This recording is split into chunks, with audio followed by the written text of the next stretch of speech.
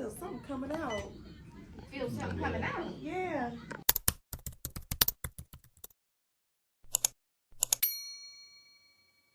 Hey guys, and welcome back to my channel. My name is Deacon Alicia, and today we're gonna do my labor and delivery story time. Halo was born on February 23rd, and let's just say it didn't go quite as planned. So I know in my last video I mentioned to you guys that I was having some stomach issues. Well, those stomach issues did not quite go away. They continued. And one day I was in so much pain. You would think that it was contractions, but it wasn't. Actually, I was having Braxton Hicks at the time, but that wasn't what was causing the pain. This specific night, it was a Thursday. It was Thursday, February 22nd.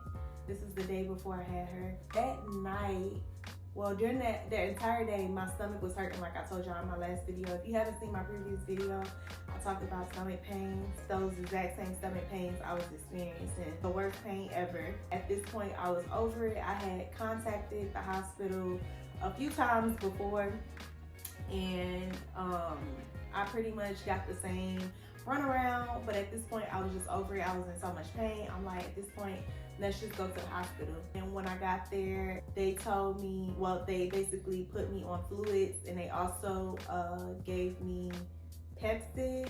Turned out it was really bad. Heartburn, acid reflux. I do have a history of acid reflux, but I did not know that was that because it was causing pain in my stomach. I've had situations where I've like spit up acid or things like that, but I've never experienced this bad of GERD stomach pains. Like, it was so bad. Once they put me on the fluids, they also had to keep track of her heart rate and my heart rate as well.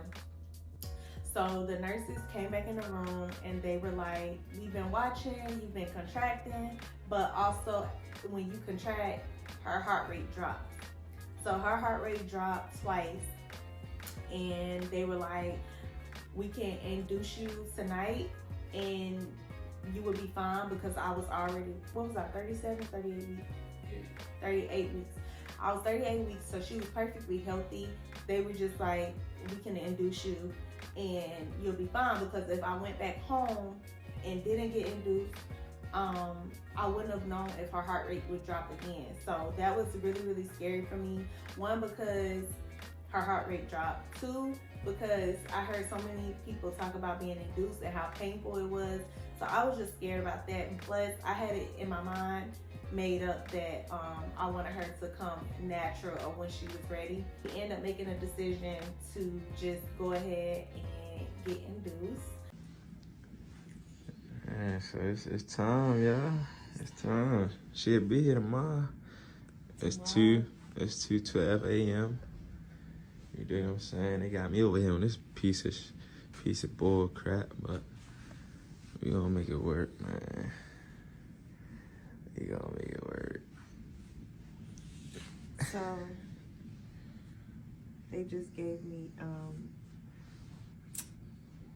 they basically just induced me. Yeah, we had to get induced. Yeah, we had to get induced. We'll get y'all the story. Yeah, story time coming soon. But so far, they say I did a good job. You did. I told them they was mine though. You ain't even move. You ain't even squeeze my hand tight. But she did a good job, so. I was so scared, y'all. We should get some rest. Yeah, let's try to get some sleep. So we get to the room that I was going to give labor in. We get to that room. When they induced me, they put it was like a strip, I think, inside of me. And then they also put like a balloon inside of me. I was thinking it was gonna be painful because they were saying that so many people, they say that that's the worst part, but it wasn't painful at all. And it's so crazy because, like I said, so many people talk about being induced that I was terrified, but what I experienced was not bad at all. So if you ever think about being induced, I say, don't be scared, just go for it if that's what you want to do. That was pretty much it. After that, they told me we would wait for the balloon to come out, and then after the balloon came out, then hopefully my water would break. If not, they would break it for me. So in the time being, me and my husband walked around the hospital.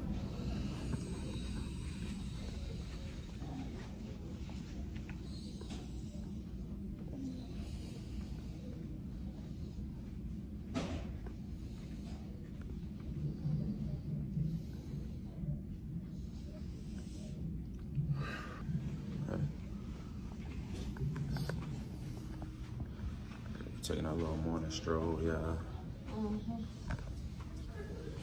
Trying. I look crazy. A morning stroll. It's currently, what time is it? 6:30. We've been here since like 9:30 last night. Yeah. So when they say like, I'll even labor for this many hours, does it start now? I mean, yeah, it's early labor. Oh. Early labor right now. She doing good, yeah. Dugging it out. Trying my best, y'all. We got the toasting. Yeah. Toasting. A little morning stroll with the family.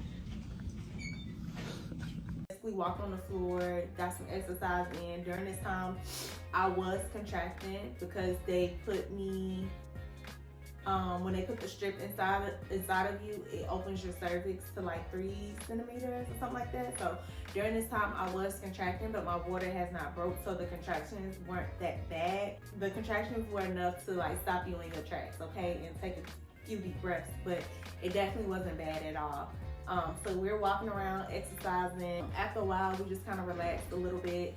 I caught myself like relaxing, sitting down, and then I got up to do my edges because my hair was looking a mess. Mind you, we came in at night. I didn't know we were gonna be delivering so early.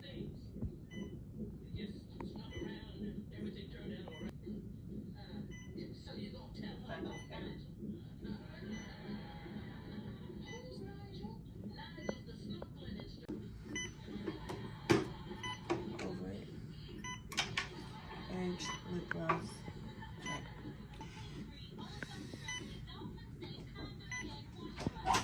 I get ready to go sit back down, and next thing I know, I felt something come down. I was like, oh my gosh, I think my water broke. I feel something coming out. Feel something coming out. Yeah. The nurse was like, you would know if your water broke. Like, she just knew that my water did not break. But I'm like, I don't know, like, it didn't come down like a whoosh. Like, it came down like, if you ever been on your cycle and you like sneeze or something like that, like that's what it felt like. It just came down like a leak, if that makes sense. So I'm like, I think my water just broke. And she was like, okay, let me test it. So when she tested it, she was like, yep, your water broke. And I was happy about that because they were gonna break my water if it hadn't broke on its own. And by this time, the balloon had came out. So before my water had broke, the balloon had already came out. At this point, that's when the real labor contractions started. I ain't gonna lie, like I was taking it. It really wasn't too bad. Like it wasn't too bad. I think I was doing really well, like breathing through them. Cause at this point, once I think the sac is pretty much open and she's like literally just sitting there. It was painful at first. I mean, it was painful, but it wasn't like the worst. I'm standing up still, trying to be active, but after a while, I'm like, okay, I need them to give me the epidural because they told me I could have the epidural at any time during the process, but I was just trying to wait to see how much I could take without it being too late to have the epidural, if that makes sense. Because once you have the epidural, you pretty much are sitting down for the rest of the time that you're there. So, well, before you give birth, basically, because my legs are gonna be numb. So, at this point, I'm like, I need the epidural. Like, I need the epidural. I've been taking it like a G this whole time, but And it seemed like they was taking forever. Like, they had came in there a few times before, and it's like, as soon as I needed them, they took forever. But so I get the epidural. This is when the problem actually started. So my nurse, I love all my nurses. Like, they did such a good job. She was like, you want to do the peanut ball? So it's this little thing you can like stretch your legs and stuff on. It's the peanut ball. And I'm like, sure. So I sit up, I'm like sitting up with my legs crisscross applesauce. And all of a sudden, mind you, I have the epidural. I began to feel my contractions again. So I'm like, hold up. It started off a little painful. It gradually got worse. I'm like, oh my God, what is going on? Like, why am I still able to feel this? Mind you, I couldn't feel my legs, but I could feel everything in my uterus. Like I never had the epidural. I was in so much pain, y'all. It was so bad. It was so bad. I commend any woman who decides they don't want to get an epidural. Kudos to you. I can't. It was so painful. The anesthesiologist, she came back in the room. She checked on me. She injected me with some more stuff in my back. Still wasn't working. Y'all, she came back again, did some more, still wasn't working. This time she was like, okay, if it doesn't work, we're just gonna remove the needle and replace it. So I'm like, all right. She leaves. She came back. I'm like, it's still not working, y'all. When I say I was cursing, mind you, this whole time I'm sitting up because my nurse asked me if I wanted to do the peanut ball. So I'm like sitting up. She's like, try laying back, y'all. When I tell you it fixed the problem just like that. Like, it fixed the problem. Thank you, Jesus. I just thought I was gonna be in pain for the rest of the time, y'all. When I told y'all, they said that I was only like 4 centimeters and the contractions was that bad, I was like, oh my God, I'm not gonna be able to do this. I was like, get this baby out of me. Everybody kept on saying I handled it well, but baby, it did not feel like it. Like, ooh, yeah, I can feel it. I can feel it now. The only thing is, like, when I laid back, like, her heart rate would drop a few times. So they would have to keep repositioning me. Her heart rate was dropping too because I was contracting on my own, like, for every 2 minutes. But they also had me on Pitocin. So with the Pitocin, I was contracting like every minute at that point. It was a lot. After that, everything was smooth sailing. I just had to keep repositioning myself. So the doctor come back in and they're like, we're gonna check to see how many centimeters you are. At this point, it was probably 10 something, going on 11. And they were like, I don't feel a cervix. And so they was like, maybe just a little bit. We'll wait another, I think they said maybe like 20 minutes.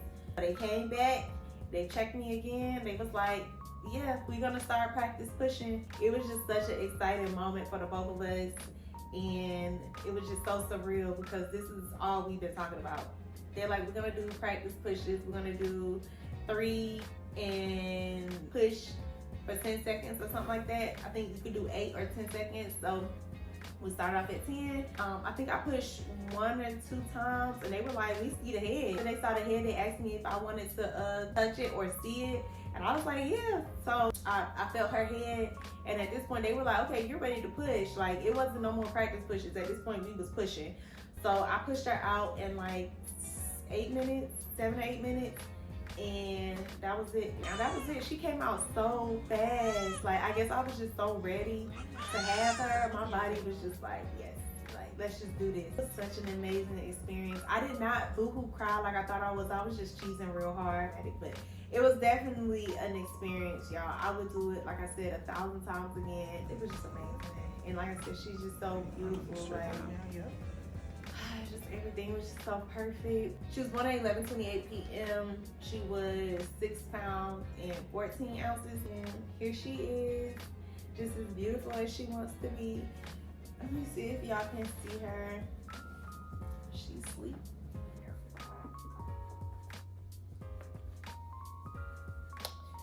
If y'all have any questions or want to know more details about my labor and delivery, feel free to leave a comment and I'll make sure I respond. I honestly could sit here and talk all day because, like, even after I had her and we came home, I want to share all of that, but I feel like that'll be too much in one video. But make sure you like, comment, and subscribe. Like I said, leave a comment. Other than that, I love you guys and I will see you in my next video.